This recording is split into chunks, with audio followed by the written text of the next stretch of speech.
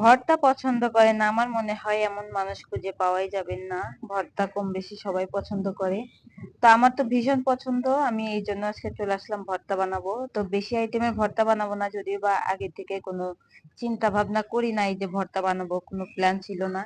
তো আজকে ঝটপট চলে আসলাম, দুই রকমের ভর্তা বানাবো। বাড়ি থেকে কিন্তু অনেকগুলো তেল নিয়ে আসছিলাম, সেগুলো এভাবেই রেখে দিয়েছি। খাবো খাবো করে একদমই খাওয়া হয় না, তো ভাবলাম যে আজকে তাহলে বের করি। তো তিলগুলোর খোসা আমি ছাড়াইতে পারি নাই। তো যাই হোক, অন্য যে তিলগুলো আছে ওগুলো পরে পাশে আমি পরিষ্কার করে রাখবো। তো ওইভাবেই আজকে ভর্তা বানিয়ে নিলাম। তো তিলগুলো প্রথমে আমি ভেজে নিলাম, এরপর বাদামগুলো নিয়ে আসছিলাম, সে বাদামগুলো ভেজে নিলাম।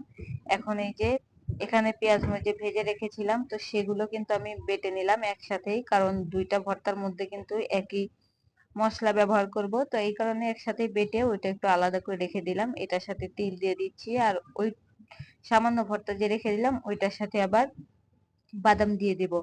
তো একসাথে এই জন্য বাটা বেটে নিলাম, বারবার এটা আলাদা করে বাটার কিছু নাই। আর এই যে এখানে তিলটা যখন বাটছিলাম, এত সুন্দর একটা ঘ্রাণ বের হচ্ছিল, কি আর বলবো। মানে ভাজা তিলের সুঘ্রাণ কিন্তু খুবই ভালো লাগে আমার কাছে।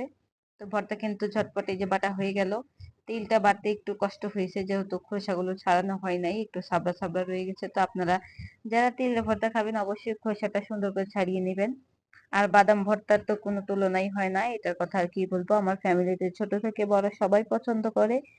তো মাঝে মধ্যে কিন্তু এই ভর্তাগুলো আমি বানাই। তো আমার যে যখন ভর্তা খাইতে মন চায় তখন কিন্তু প্রায় আমি 2-3 আইটেমের ভর্তা বানাই, বা 5-6 রকমের বানানো হয়। এর বেশি বানাই না, কারণ ভর্তা বানাইলে শুধু ওগুলো দিয়ে ভাত খাইতে মনে চায়। তো এত পরিমাণে ভর্তা বেশি দিন কিন্তু খাওয়া ঠিকও না। আর একদিন ভর্তা বানিয়ে কিন্তু 5-6 দিন এরকম খাওয়াও যায় না, 2 থেকে 3 দিন দেখা যায় ফ্রিজে রেখে কিন্তু খাওয়া যায়। তো যাই হোক, বাদাম ভর্তাটাও কিন্তু অসম্ভব মজা হয়েছিল, তিল ভর্তাটাও অসম্ভব মজা হয়েছিল। তো ভর্তা আমার মতো কে কে পছন্দ করেন অবশ্যই কমেন্ট বক্সে জানাবেন। এই তো আমার রেডি হয়ে গেছে সবকিছু। আমি কিন্তু সাথে আজকে লটকে শুটকি রান্না করেছি। শুটকি মাছটা সুন্দর করে সিদ্ধ করে নিয়েছিলাম, ওর মাঝখান থেকে যে কাটা থাকে সেগুলো কিন্তু ফেলে দিয়েছি। তারপর আমি শুটকিটা ভুনা করেছি শুধু পেঁয়াজ দিয়ে, খুবই অল্প পরিমাণে। ফ্রিজে কবে শুটকি রেখেছিলাম একদম ভুলে গেছি। তো যাই হোক, আজকে শুটকিও ভুনা করলাম, অন্য কোনো তরকারি রান্না করব না। মেয়ে আছে, যদি সেগুলো না খেতে চায় তার জন্য ডিম ভাজা করে দেব। বিশেষ করে আমি জানি যে আমার মেয়েটা ভর্তা পছন্দ করে, আমার মতোই ছোট হইলেও। ও আর কিছু না খেলেও বাদাম ভর্তা দিয়ে ভাত খাবে, আর ডাল তো আমার মেয়ের খুবই ভীষণ পছন্দ। তো যাই হোক, কাজগুলো একদম সুন্দর গুছিয়ে নিলাম। তো এখন এই যে পাটার মধ্যে ভাত মেখে নিচ্ছি। এই খাবারটা কিন্তু অনেকেই পছন্দ করে, আমারও খুবই পছন্দ। যখনই ভর্তা বানাবো আমি কিন্তু একটু গরম ভাত এভাবে পাটার মধ্যে মেখে নিই।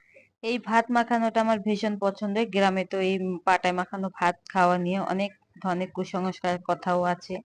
তো যাই হোক, সেটার দিকে আর আমি যাচ্ছি না। এই তো আমার রান্না বান্না গুলো রেডি। আজকে রান্নাগুলো কেমন লাগলো অবশ্যই কমেন্ট বক্সে জানাবেন। সবাইকে অসংখ্য ধন্যবাদ যারা ধৈর্য সহকারে এতটা সময় ধরে ভিডিওটা দেখছেন। আবার নেক্সট টাইম অন্য কোনো ভিডিও নিয়ে আসবো। সবাই ভালো থাকবেন, সুস্থ থাকবেন। আল্লাহ হাফেজ সবাইকে। আসসালামু আলাইকুম।